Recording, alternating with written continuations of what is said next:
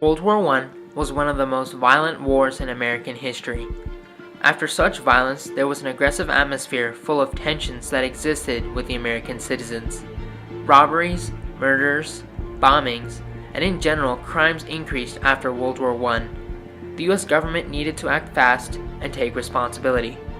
Focused on this responsibility, the government accused anyone of crimes if they were at the scene and deprived them of a proper trial. They felt the necessity to punish people to show the citizens that the so-called criminals were caught. Imagine the government depriving you of your rights to a fair trial. Would you allow the responsibility to protect the citizens of America to deprive you of a proper trial? This is what happened to Nicola Sacco and Bartolomeo Vanzetti.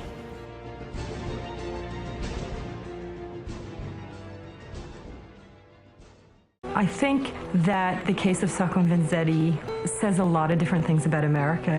It says a lot about the tension that we live with constantly between individual civil liberties and collective national security.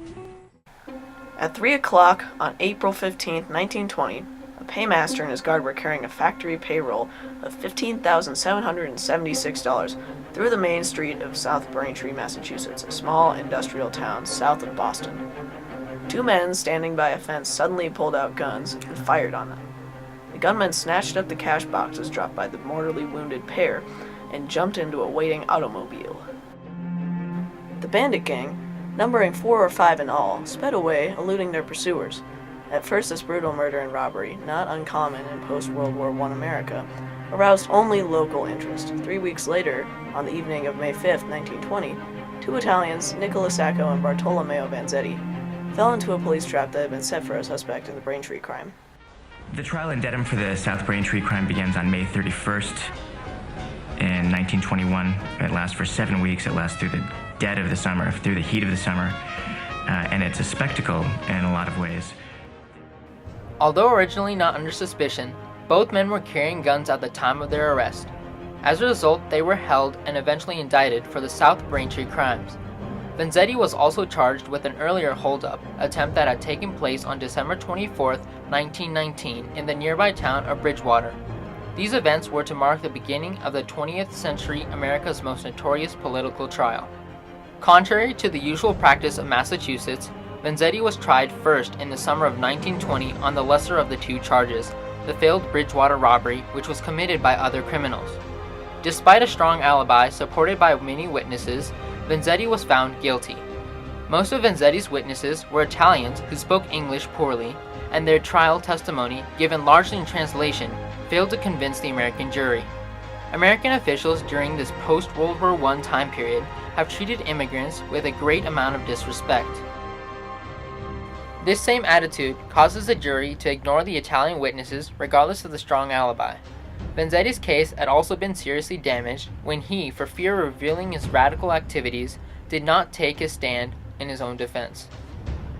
For a first criminal offense in which no one was hurt, Vanzetti received a sentence that was much harsher than usual, 10 to 15 years. This signaled to the two men and their supporters to a hostile bias on the part of the authorities that was political in nature and pointed to the need for a new defense strategy in the Braintree trial. The arrest of Sacco and Vanzetti had coincided with a period of the most intense political repression in American history, the Red Scare, 1919 to 1920. The police trap they had fallen into had been set for a comrade of theirs, suspected primarily because he was a foreign-born radical. While neither Sacco nor Vanzetti had any previous criminal record, they were long recognized by the authorities and their communities as anarchist militants who had been extensively involved in labor strikes, political agitation, and anti-war propaganda. During this period, the government's acts of repression, often illegal, were met in turn by the anarchist attempts to incite social revolution, and at times by retaliatory violence. The authorities and Kronacher were pitted against each other in a bitter social struggle just short of open warfare. On the night of their arrest, authorities found in Sacco's pocket a draft of a handbill for an anarchist meeting that featured Vanzetti as the main speaker. In this treacherous atmosphere, when initial questioning by the police focused on their radical activities and not on the specifics of the Braintree crime, the two men lied in response. These falsehoods created a conscience of guilt in the minds of the authorities. but the implications of that phrase soon became a central issue in the Sacco and Vanzetti case. Did the lives of the two men signify criminal involvement in the Braintree murder and robbery, as the authorities claimed? Or did they signify an understandable attempt to conceal their radicalism and protect their friends during a time of national hysteria? But in this justice system, as we've constructed it, the important issue is, are they innocent until proven guilty? And in this case, clearly they were not. The new lawyer, Moore, completely changed the nature of the legal strategy. He decided it was no longer possible to defend Sacco and Vanzetti solely against the criminal charges of murder and robbery. Instead, he would have them frankly acknowledge their anarchism in court, try to establish that their arrest and prosecution stemmed from their radical activities, and dispute the prosecution's insistence that only hard, non-political evidence had implicated the two men in common crimes. Moore would try to expose the prosecution's hidden motive, its desire to aid the federal and military authorities in suppressing the Italian anarchist movement to which Sacco and Vanzetti belonged. Moore's defense of the two men soon became so openly and energetically political that its scope quickly transcended its local roots. He organized public meetings, solicited the support of labor unions, contacted international organizations, initiated new investigations, and distributed tens of thousands of defense pamphlets throughout the United States and the world. Much to the chagrin of some anarchist comrades, Moore would even enlist the aid of the Italian government in the defense of Sacco and Vanzetti, who were still nominally at least Italian citizens. Moore's aggressive strategy transformed a little-known case into an international cause célèbre.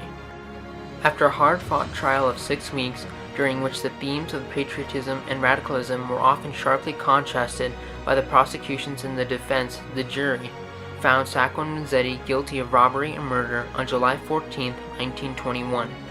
This verdict marked, however, only the beginning of a lengthy legal struggle to save the two men. It extended until 1927, during which time the defense made many separate motions, appeals, and petitions to both state and federal courts in an attempt to gain a new trial. Presented in these motions were evidence of perjury by prosecution witnesses, of illegal activities by the police and the federal authorities, a confession to the Braintree crimes by convicted bank robber Castellino Medroiris, and a powerful evidence that identified the gang involved in the Braintree affair as the notorious Morielli gang. All were ruled on and rejected by Judge Webster Thayer, the same judge who earlier had so severely sentenced Vanzetti. From the beginning, Moore's strategy of politicizing the trial in tradition-bound Massachusetts had been controversial and confrontational. His manner of utilizing mass media was quite modern and effective, but it required enormous sums of money, which he spent too freely in the eyes of many of the anarchist comrades of Sacco and Vanzetti, who had to raise most of it painstakingly from working people 25 and 50 cents at a time. Moore's efforts came to be questioned even by two defendants when he, contrary to anarchist ideals, offered a large reward to find the real criminals. As a result, in 1924, he was replaced by a respected Boston lawyer, William Thompson, who assumed control of the legal defense for the last 3 years. Thompson's defense no longer emphasized the political, but these aspects of the case, once they had been set into motion, could not be stopped and continued to gain momentum. Throughout America, liberals and well-meaning people of every sort, troubled and outraged by the injustice of the legal process, joined the more politically radical anarchists, socialists, and communists in protesting the verdict against Sacco and Vanzetti. On April 9, 1927, after all recourse in the Massachusetts courts had failed, Sacco and Vanzetti were sentenced to death. By then, the dignity and the words of the two men had turned them into powerful symbols of social justice for many throughout the world. Despite the lack of evidence, the Supreme Court had ruled against Sacco and Vanzetti for their radical views due to the responsibility to protect their citizens during the post-World War I time period. This necessity to take responsibility for acts of violence had influenced the Supreme Court to sentence 2 innocent citizens. This day will always be remembered as a day when Nicola Sacco and Bartolomeo Vanzetti were killed without a proper trial in the name of national responsibility. The government's ignorance will have affected not only Sacco and Vanzetti, but the citizens of America yet to come.